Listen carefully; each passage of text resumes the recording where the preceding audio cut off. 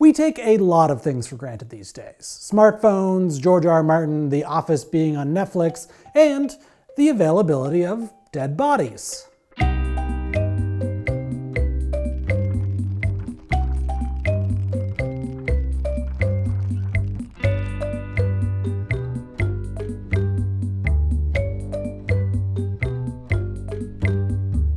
Hi, I'm Dylan, and this is Not Exactly Normal. The entire basis of Western medicine stemmed from the ability to study cadavers, which today are relatively easy to access for students in medical schools.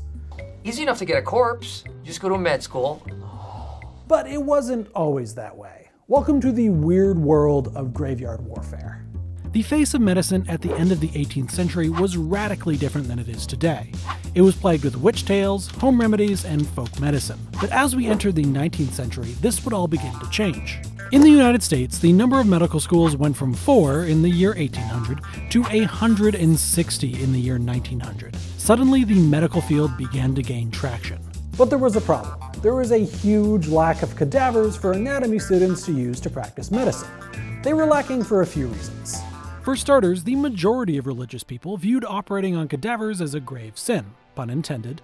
They saw it as the desecration of moral and religious norms. It was the objectification of the human body, which had been created in the image of God.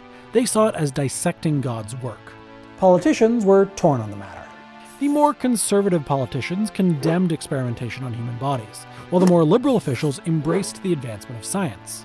And so, like any issue today, it pitted different worldviews against one another and gave people a myriad of situations in which their moral positions would be tested. Would it be okay to dissect a non-Christian? Would it be okay to dissect a family member?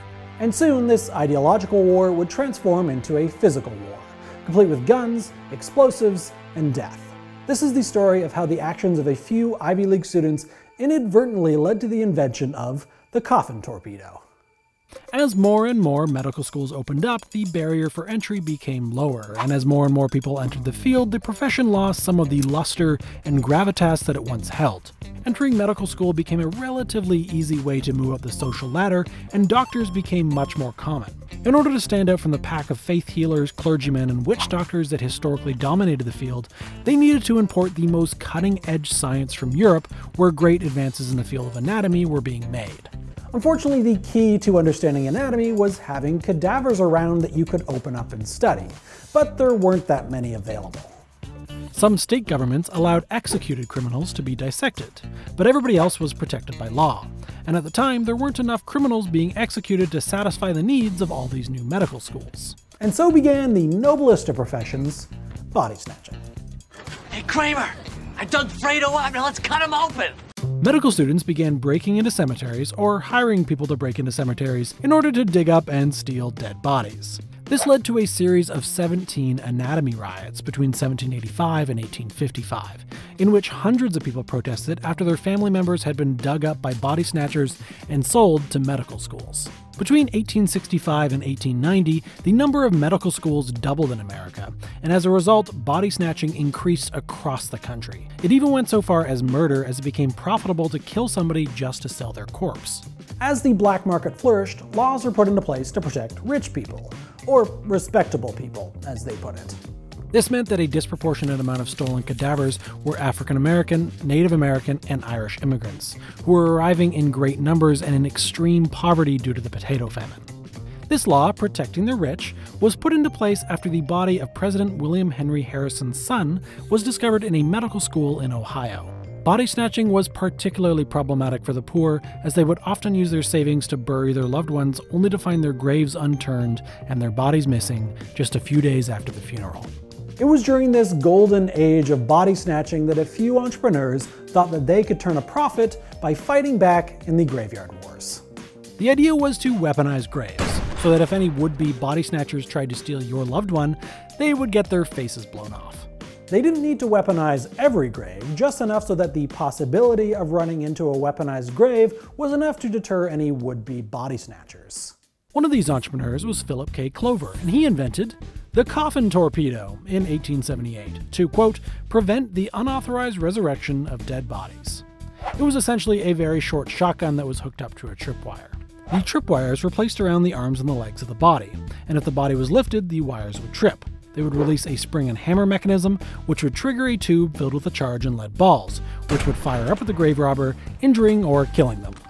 The torpedo could be hidden anywhere inside the coffin, usually covered by clothing or hair. I don't know why he called it a torpedo. It's nothing like a torpedo. It's a shotgun. Regardless, in 1881, Clover's coffin torpedo successfully killed a grave robber and wounded another in Vernon, Ohio. Another entrepreneur named Thomas N. Howell created a simpler grave defense. This one was called a grave torpedo. This also not a torpedo was simply a shell on the outside of the grave that was hooked up to a series of wires, which if disturbed would detonate the shell. It was essentially a landmine.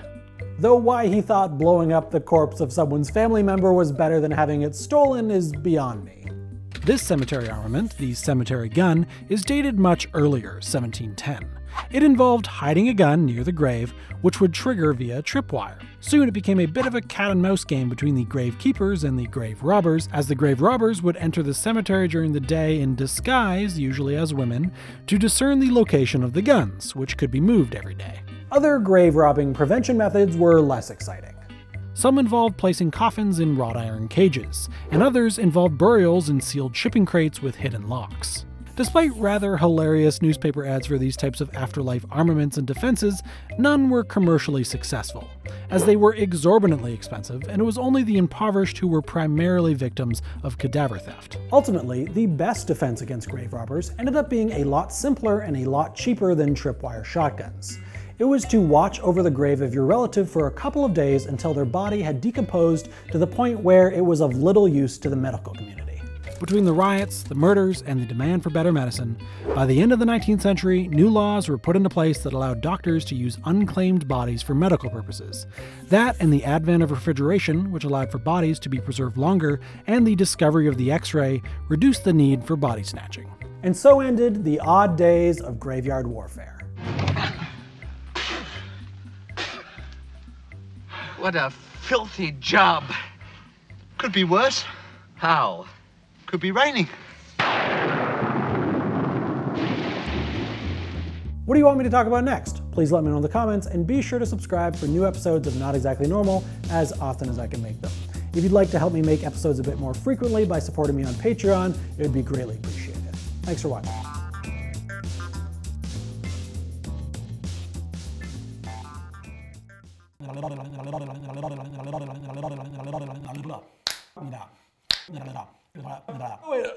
Oh.